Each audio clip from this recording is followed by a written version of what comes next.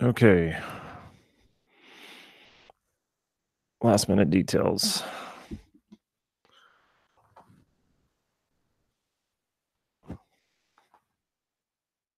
Why does it always look crooked? Last minute details.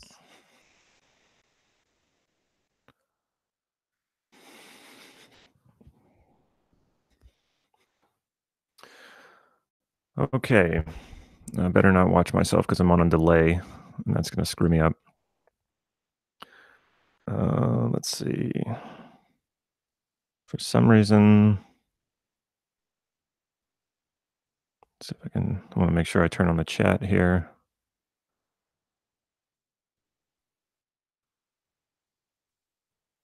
So that I can see if,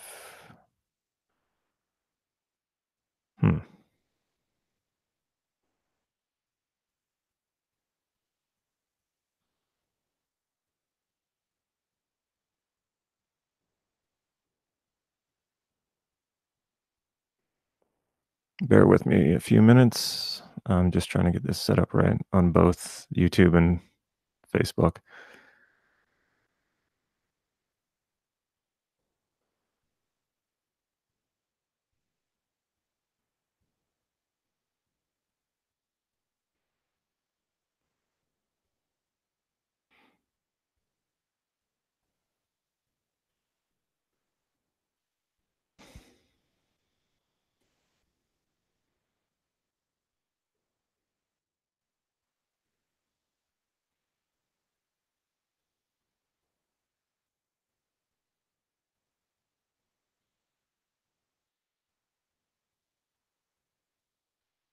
Okay. Looks like we're good now. Okay. Welcome everybody to the Win or Learn, both podcasts, and this is live. Like I said, the podcast isn't going to be out probably till this summer, but that's basically what these lives are about. So you're getting in early. And if you're like me, you're more of a YouTube kind of person rather than a podcast kind of person. So I've got like all these things to do, all these things to set up. It's Saturday morning, and I'm like trying to get everything together. And most people are sleeping late, and I'm here trying to put camera equipment together and get my microphone ready and test everything. And then it's like, oh yeah, now once I'm done with all of that, it's like now I'm gonna I'm gonna be more on the creative end instead of the logistical end, and deliver some high value content for all of you. And what a shift in mindset. So what we're going to talk about today is the difference between price and cost. And you might be thinking, well, is he going to pitch us something? No, I'm not. Well, I might, but that's not what this is connected to. What this is about is how do you apply that to life, and what do those things mean exactly? And if you're not aware of them, if you're not aware of these concepts, how might they be affecting you? And so I see people are coming in, and I see that some people are making comments. I'm assuming you can hear me okay, and everything is going well. If not, then please let me know. If there's a technical issue, it's on your end, not mine. Of course, I'm joking. There might be some technical issues. I think I set everything up correctly. But anyway, okay, good. I like that affirmative. Somebody put some Y out there. So, well, let me put this out to you. I would be curious to see what people think I'm talking about here. So, when I say what's the difference between price and cost, what would you say that is? And so, please respond quickly. I unfortunately don't have as much time as I normally do, as much time as I would normally like to have this time around. I have to get out to a meeting shortly. So, what do you think is the difference between price and cost? And I guess if you don't answer anything, then I'm assuming then you're completely clueless. You're like, well, what is he talking about? That sounds like the same thing to me. What, price and cost are synonymous. What, why, and why is this even important? So I'm going to get to all of that, but I'm just curious, do you know what the difference is? And then we'll get into how does that affect your life? And meanwhile, so where this is Oh, cost assumes value. That's interesting. That's not really where I'm going to go with this, but I would ask you then, what is the difference then of price? How does price not assume value? Um, what I've been studying is I came across this guy, so I'm going to go ahead and say his name because I'm going to be using some of his analogies, and I don't want to be guilty of not giving credit where credit is due. I'm big on making sure that if I'm getting something from somewhere else, I just blurt it out and I don't give credit for it, and people start to think that I came up with this stuff. I would hate to think that anybody would be stealing my stuff, so I want to make sure that I get this out there. There's this guy named Jason Fladlian or Fladlian. I'm not sure I'm saying his name correctly, and I actually met him at the Traffic and Conversion Summit. And he did a presentation. It was one of the best presentations that I had seen, and it was about creating webinars. And he's also good friends with Robert Cialdini, which doesn't surprise me. So he was showing how he does webinars, how he puts them together, and he's one of the top people in the world at doing this. And I was watching this in awe. And I don't think the other digital marketers, which I don't really consider myself a digital marketer, I use digital marketing. But I don't think the other people really got what he was putting out there. Digital marketers don't necessarily know persuasion and influence very well.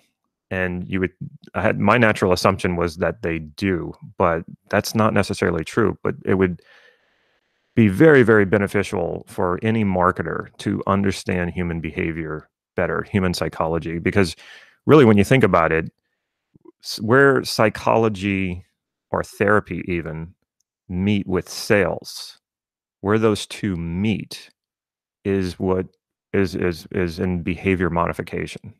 Okay, so think about it like this: how do you know when you are successful in sales, and how do you know when you're successful as a coach or as a therapist?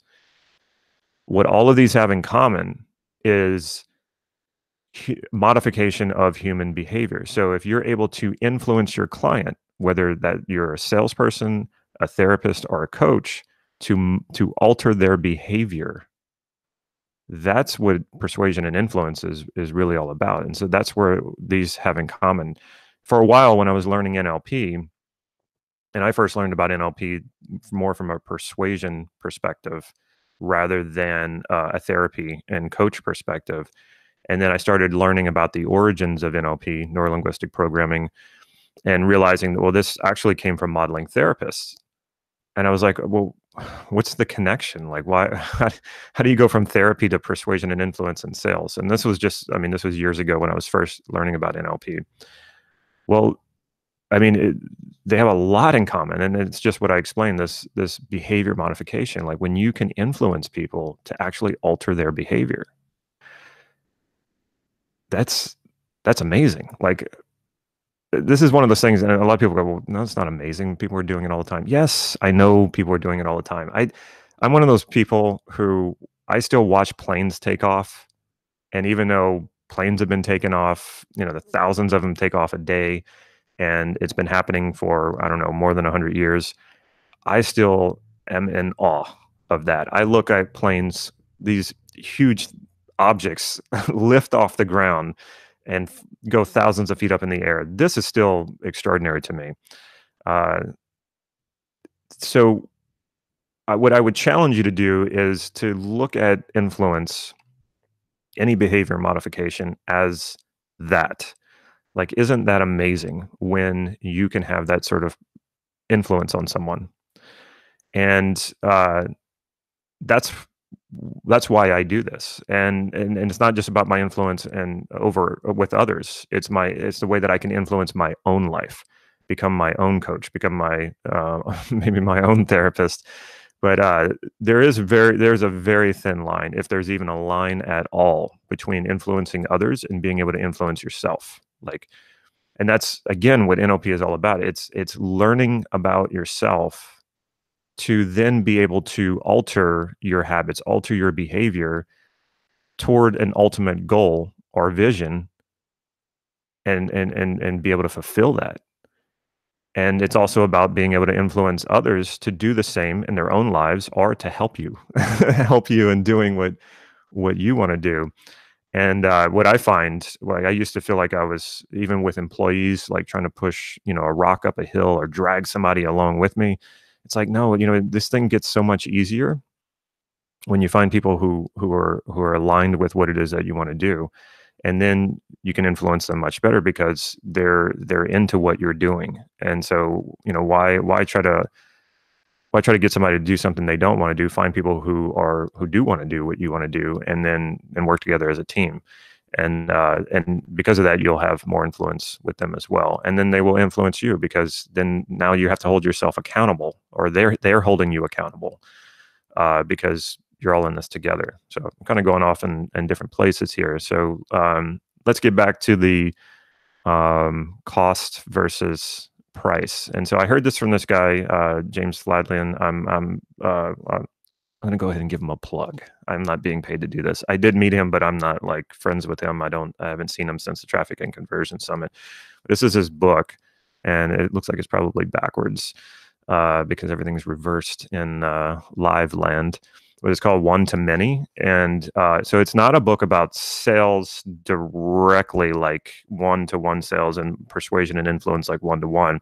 It's actually fed through the idea of creating a webinar, and the webinar becomes your salesperson. But anyway, I watched his presentation, and like I said, I think it flew right over the heads of a lot of digital marketers, and not because those guys aren't smart. Some of those guys are super, super smart. I think it flew over their head because a lot of them had never done sales before. And I was in sales for over 10 years. And I'll guarantee you, if you ever want to challenge yourself to sell something that's difficult to sell, go into life insurance sales. Actually, don't do that unless you really want to do it. I mean, that's you have to get a license, and it's a big ordeal. So don't do it just because like on a whim, like, oh, Damon's suggesting I go do life insurance sales. But if you're really young and you know that sales is going to be your thing for the rest of your life, it might not be a bad idea.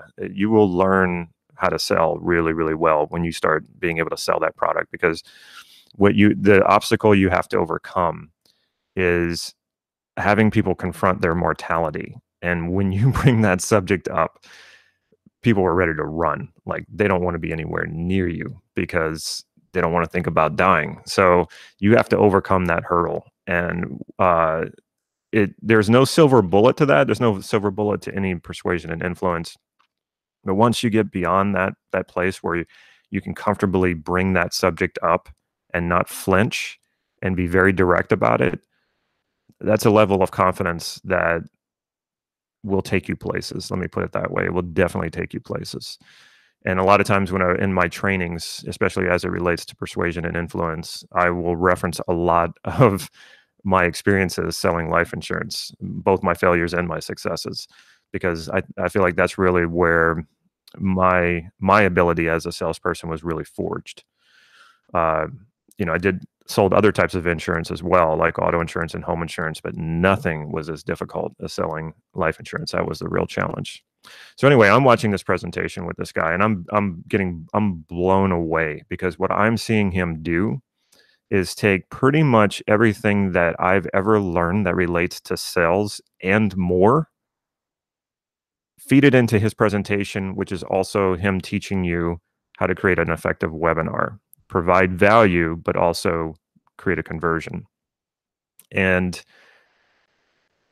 I knew this guy studied NLP. I could tell just by some of the things he brought up. And so I was impressed. I went down to the trade area after the presentation, and I saw his booth. He wasn't there, but I saw his booth, and I thought, and they had books, and I was like, okay, I'm gonna go buy this book, because I know this guy has tremendous value to put out there.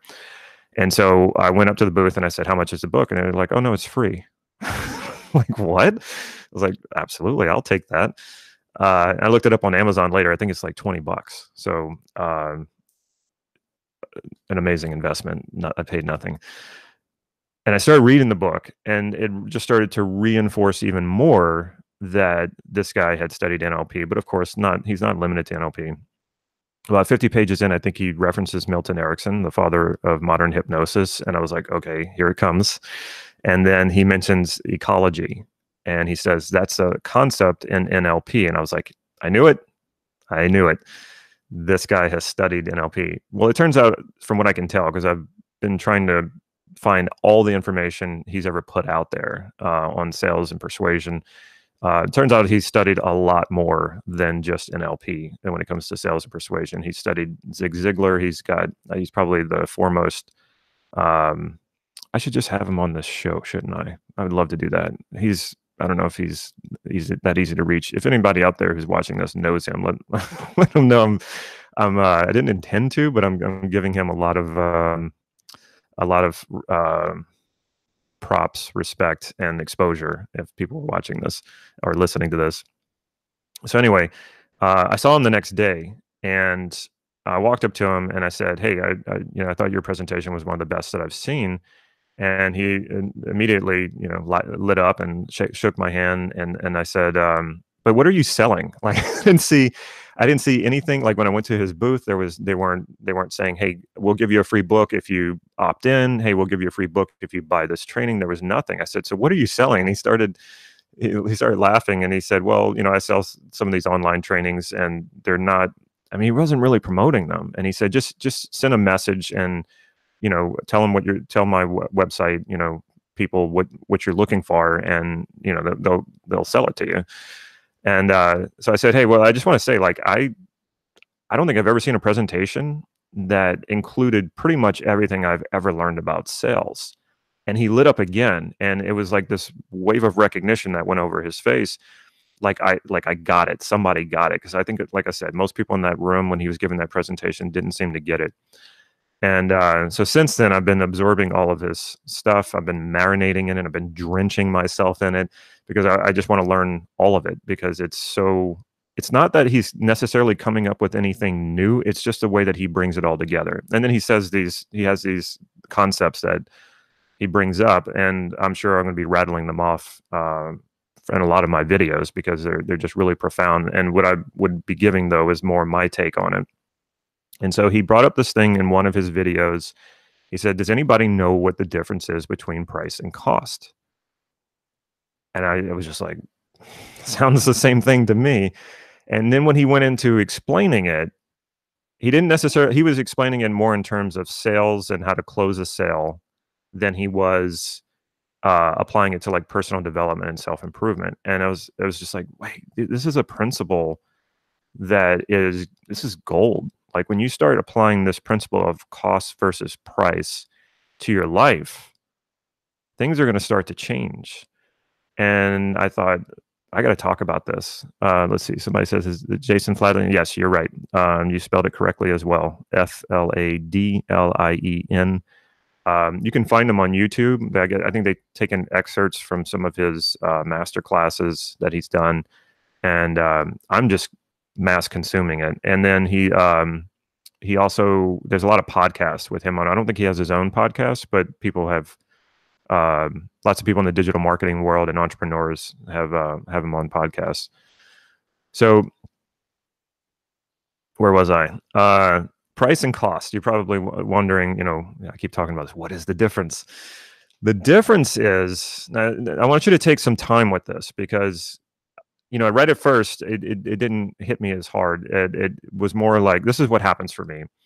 I listen to something, and then I go take a walk, or I do yoga, or I'm doing something, and suddenly, like, I can't get it out of my head. Like, this thing keeps ringing in my ears, and there's more thing. This is how I know when somebody is a good speaker and has a lot that I want to learn from, is when that happens. They say something and I can't get it out of my head, because I know that there's something there that, I don't know, my unconscious is trying to bring to my conscious, and my conscious is trying to give to my unconscious some sort of instructions there. And usually it's when I'm doing something completely different that I go, aha, now I get it. And now it's starting to make sense. Well, I've got like 5 things that he said that are still, like, doing circles in my head, running patterns in my head right now, and I'm still making sense of it all. And it's like, what happens is there's just these ahas that I have, and like I said, it's usually when I'm doing something completely different. So I think I was doing yoga or something like that, and then this price cost, it suddenly hit me. So the difference is price versus cost. He said that Price is something you pay once, and cost is something you continue to pay over a period of time or maybe even a lifetime. Now, you can think about that in terms of products that you buy, and that's where I want to start with this because that's where he started with it. And then I'm going to go to explaining how this applies to your life and your personal development and winning and learning. Okay. My dad he grew up on a rice farm in South Louisiana. I'm Cajun in case anybody was wondering. And you probably, the next thing when I tell people that I'm Cajun is they say, well, where's your accent? And it's not a long story. I'm just not going to get into it. But anyway, my dad grew up on a poor rice farm and his parents were poor. And he was the first and only of his family to go to college. And he started a successful insurance agency. He still has it to this day, and that's how I got into insurance. I'm not in the insurance business anymore. But he carried something with him that I think in some ways helped him, but in other ways really hurt him. And that was he was very cheap, very frugal, but frugal to a point that this cost versus price concept really took shape. So one example, and I don't want to go into his personal life, but one example that is not personal so much, but it demonstrates this is I had to mow the lawn with my brother, and I don't know if you've seen grass in South Louisiana in the summer, which it rains like every single day. It's almost like a rainforest. Grass is hard to cut. You have a gas-powered lawnmower that you push, and to push it through such dense grass is not easy. And my dad would always buy the cheapest lawnmower. He would go to Walmart. We had a Walmart within walking distance from our house. And I mean, he would literally go up to the price tags, not really looking at the lawnmower itself, find the cheapest one and buy it. Now, you're probably thinking, well, how many times did he do this? Because I'm talking about it like it happened. It was recurring. It happened several times. Why did it happen several times? Because if you buy the cheapest lawnmower, how long do you think it's going to last? Not very long. So you buy the cheapest lawnmower in South Louisiana, where the grass is so dense, it breaks those lawnmowers. So he had to buy a lawnmower every few years. And when you think about all the money he spent over time, which was cost, he could have eliminated all of that by paying one price for a decent lawnmower, not the most expensive one, but a decent one that would have lasted 10 years. So he probably, I'm trying to think what the prices might have been at the time. Let's say he spent $150 on the cheapest lawnmower, and a much better lawnmower would have been $300. Let's say over 10 years, you had to buy 4 lawnmowers. Do the math versus paying $300 once. Okay. So price would be what you paid once. Cost is what you continue to pay over a period of time. And one example analogy that Jason uses, and I like to use, I'm going to take it because I can personalize it because I have a yoga mat and I do yoga. He was talking about how his wife had to keep buying yoga mats because she would always buy the cheapest one. Well, he bought a really expensive one, and that one lasts. And I have had that same experience. When I first started doing yoga, I was doing yoga 6 days a week, really intense yoga. And I was buying $20 mats, and I would wear them out to the point that they had holes in them within a year. Sometimes even it wouldn't even last me a year.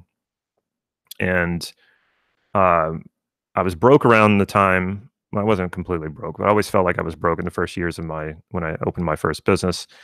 And but I finally sucked it up and I was like, you know what? I'm going to get a nice yoga mat, not only because I want the extra cushion and durability, but I don't want to keep buying yoga mats because I don't think this is really paying off too well. So I bought an $80 yoga mat. That thing has lasted me 10 years, and there's no holes in it. It hasn't worn down at all. So in those 10 years, I would have bought probably 10 yoga mats. $200 versus $80 one time. So cost would be buying the cheap yoga mat and wearing it out and buying another one.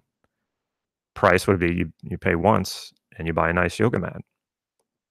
Saves you money in the long run, and it's just a smarter choice. But a lot of people don't see it that far in advance. A lot of people just say, oh, well, if I'm presented with two prices, I'm just going to take the cheaper one. But without realizing that with that price that you're paying that time, it's going to come with all of the costs that recurs, however, often, if it breaks or if it wears down. Okay, so what does this have to do with your life? What does this have to do with personal development? Well, hopefully, if you're in sales or you're interested in persuasion and influence, you can start to see how you can use this as a persuasive tactic. And when I say tactic, I'm not meaning like how, just getting somebody to do something, but actually doing what's best for your client. What is best for your client? Is it best to, well, not best, but is the only thing they can afford is the ongoing costs spread out over time?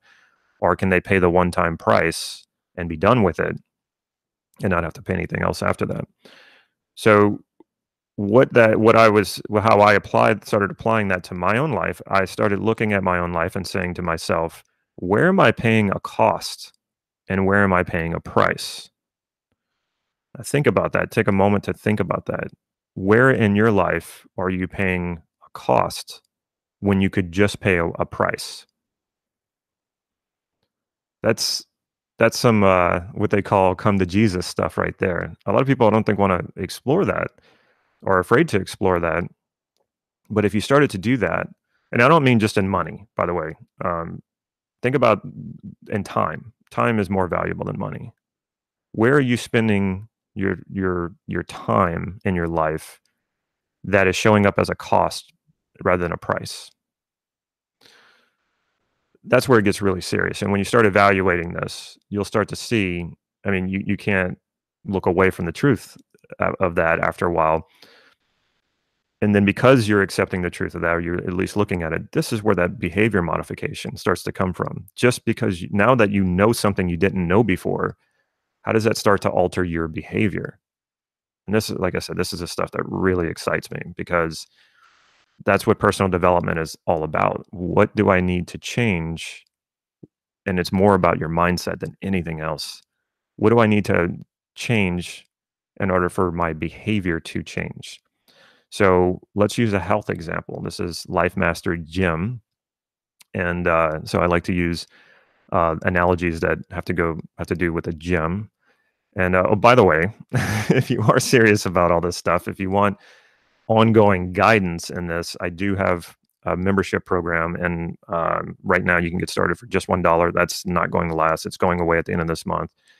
April 1st is the end of it. You can't get in on April 1st at $1. It's over April 1st.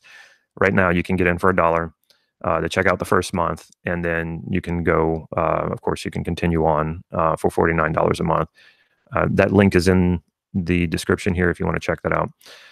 Anyway, so how do we apply this in our life? Like say with health, and so think about health. Think about it like this. What is the commitment here when you talk about your physical health? And what is the cost? Let's bring all these elements together. Price, cost, commitment when it comes to your health. Okay. Price in this instance is the commitment to doing it. Okay. So why is that a price? Because if you're going to say you're not exercising at all, say you're not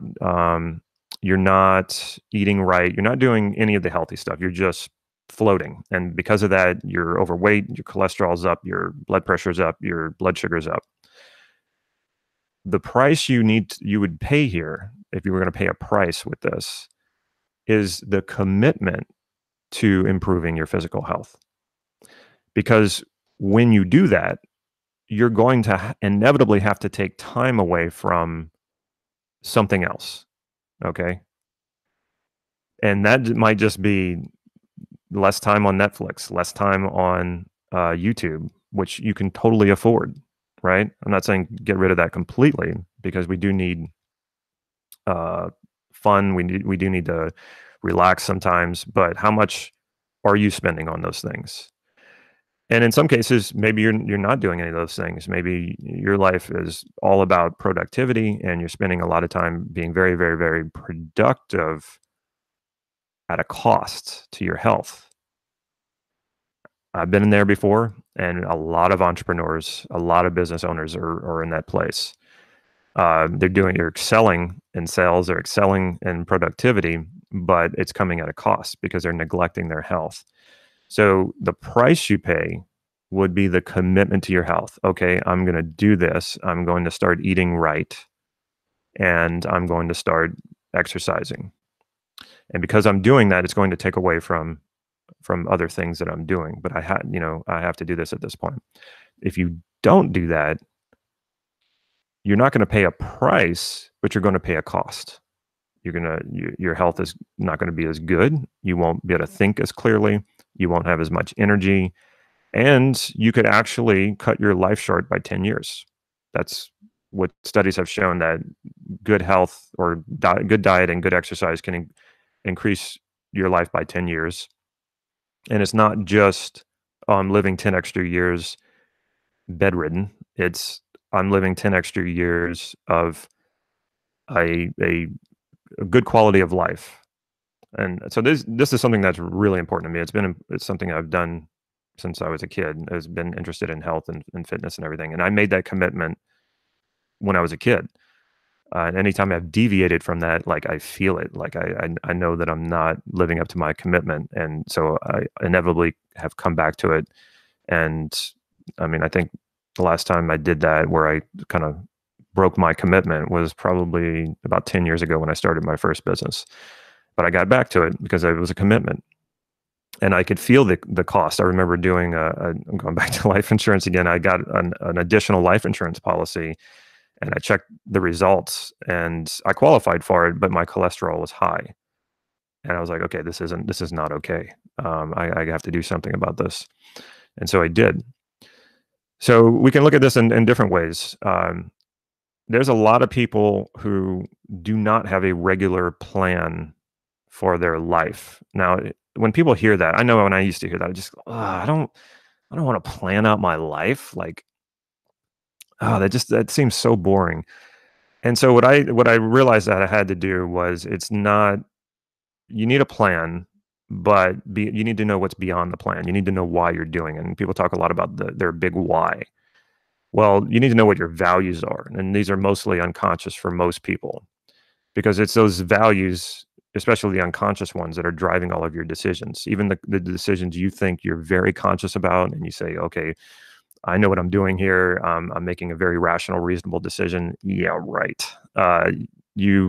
If you haven't elicited your values, you don't really know how much your unconscious values and processes are affecting that decision. So going forward in life, have a vision. And then that vision is what fuels your plan. And the way how you're going to come up with a vision is you're going to elicit your values in multiple areas of your life, like the major areas of your life, and then bring that together. And values are vague. Like values they're conceptual. Things like if you value kindness, okay. Well, there's many ways to express that kindness, and your interpretation of kindness might be different than someone else's. So this is where values are vague, and your vision should be vague. So you gather up these values and you project that onto the screen of the life you want to live, the life that would fulfill your values. And that becomes your vision.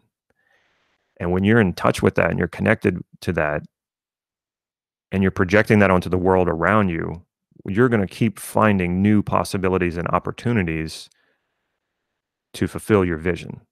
And this is really fun and exciting. And as this is happening for you, man, that's when life is so much fun.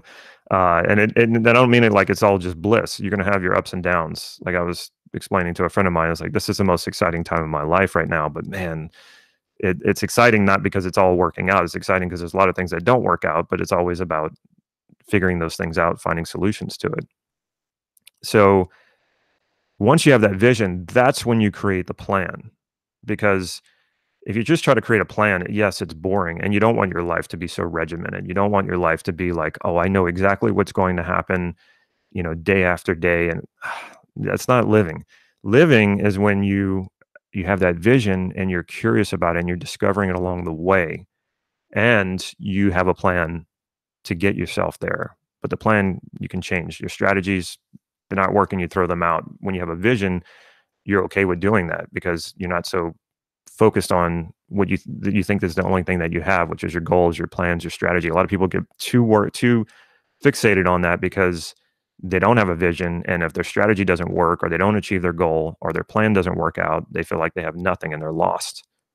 That will never happen when you have a vision. You will never feel lost. It's almost like having a GPS telling you the right direction for you to go in.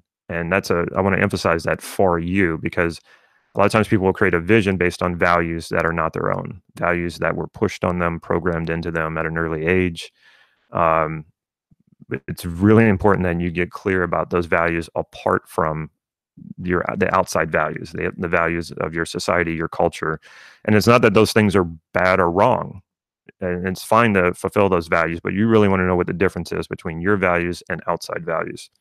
And most of us go, at least through the first half of our lives, fulfilling outside values. And then we get to a point, and usually middle age, and we say, I got all the stuff. I got the degree, I got the wife, I got the car, I got the house, I got the kids, financial success, whatever, and I'm still not happy. What's wrong with me? That's what often happens when you're chasing outside values, fulfilling the outside values. And it's fine to do all those things. There's nothing wrong with any of those things that I just mentioned. But when you know what your values are and you're fulfilling those, that's when you feel on purpose. That's when you feel happy. That's when you feel like this is a life you want to be living. And that's ever evolving. That's not static at all. So if you don't have those things in place, if you don't have a vision, if you don't know what your values are, how is that costing you right now? I can go into how it costed me. I mean, that's where I became depressed. And when I was, this was about 10 years ago, maybe more like 9 years ago. For me, the cost was depression, not enjoying my life, waking up in the morning and dreading going to my business to try to get employees to do the things that I was paying them to do, but I was probably the least inspiring boss and leader they could possibly have, and it just reflected in my business. And here's a funny thing: I made it successful in spite of all that, but man, was it painful. That was the cost. And when I finally got to the point where I realized the long-term cost of that over my entire life, I was like, I'm out. Can't do this. And around that time is whenever I discovered I did my first NLP training, and I was like, there's something here. Something's connecting. I really enjoy this. And I didn't know for a couple of years into my NLP training that I would actually become an NLP teacher or a personal development teacher, life mastery coach, life mastery teacher. That all came later. But it's that process of discovering, if you're not doing that right now, how is that costing you?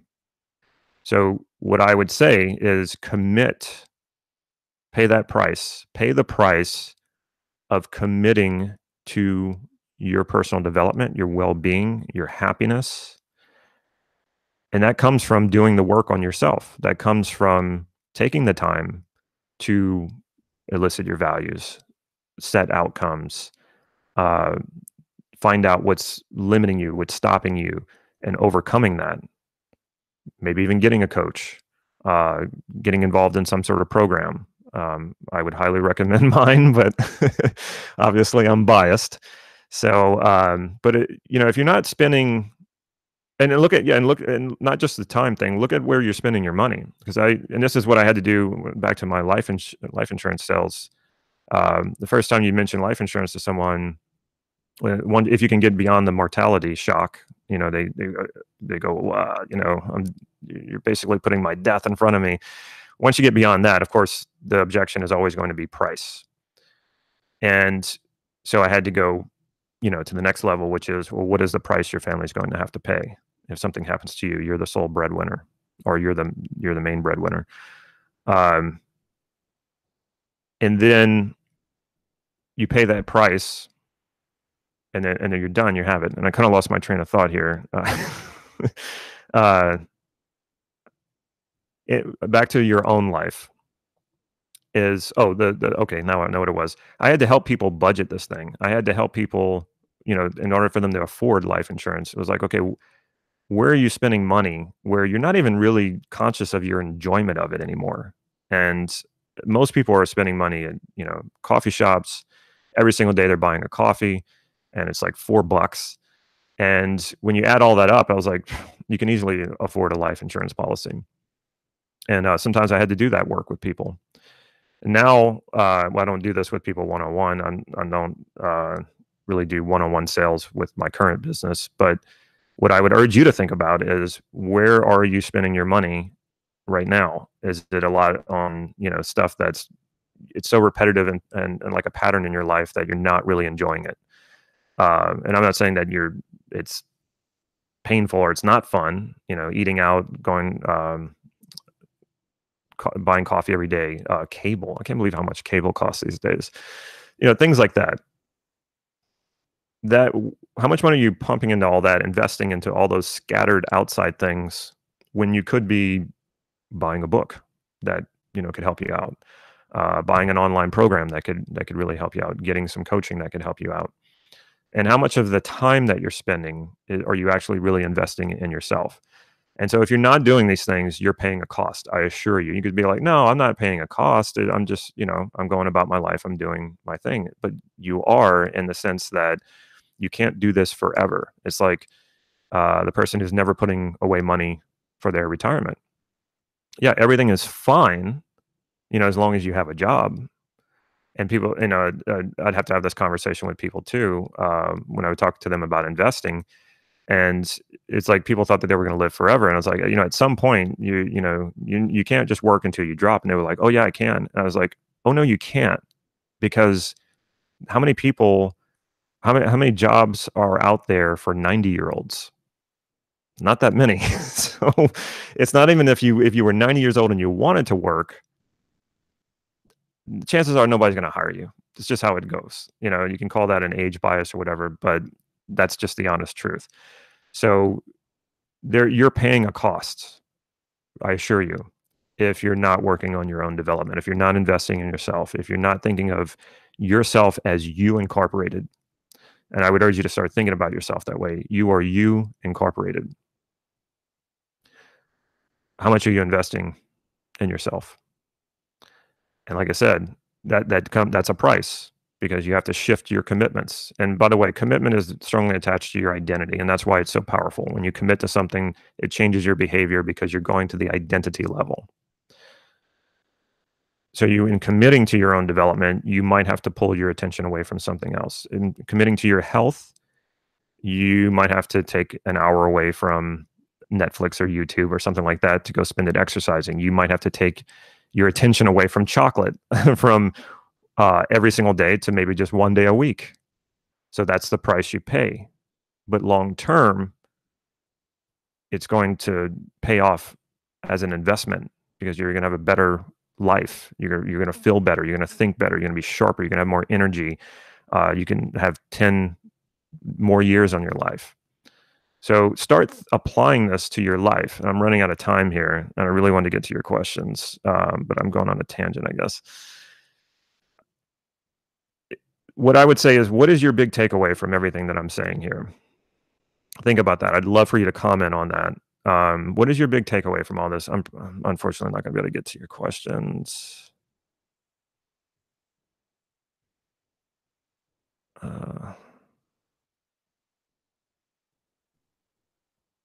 Somebody's asking about Leslie Cameron.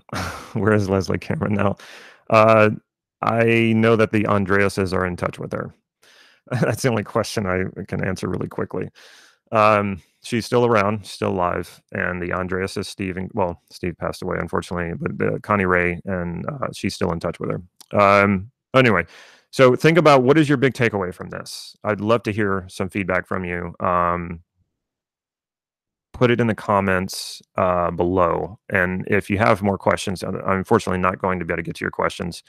I will come back around and answer them. So I'd love to hear from you about this. Think about what is your big takeaway. How are you going to apply this in your life? Start looking at your life as where am I where am I spending money and time? That's a cost and not a price. And how can I start shifting costs over to one-time prices? And that's going to show up, as far as money, obvious, but in your time, that's going to show up as commitment. What are you going to commit to improve yourself, improve your life, create the life that you want?